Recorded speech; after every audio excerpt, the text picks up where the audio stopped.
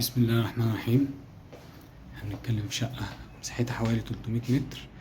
ده جناح للغرف، في 3 غرف وحمام.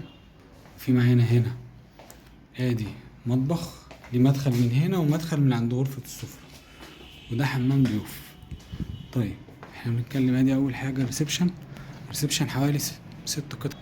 ادي باقي الريسبشن، ادي جزء اهو. ادي كده احنا قلنا دي اول قطعة في الريسبشن، وادي قطعة كبيرة. ومعانا هنا في على النيل، وقبل كده في على النيل وبلكونة، وبعد كده دي رؤية أوضح للنيل. طيب معانا ادي قطعة تالتة وقطعة رابعة، بس قطعة كبيرة اللي هي ممكن تستبدل ب6 قطع أصغر من كده، ونقدر ندخل لغرفة السفرة من غرفة السفرة للمطبخ.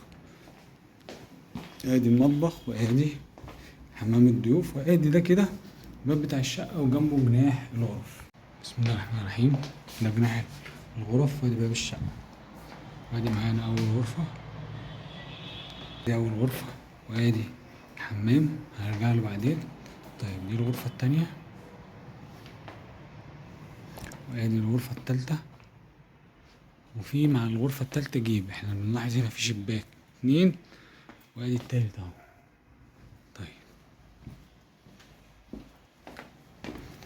معانا الحمام.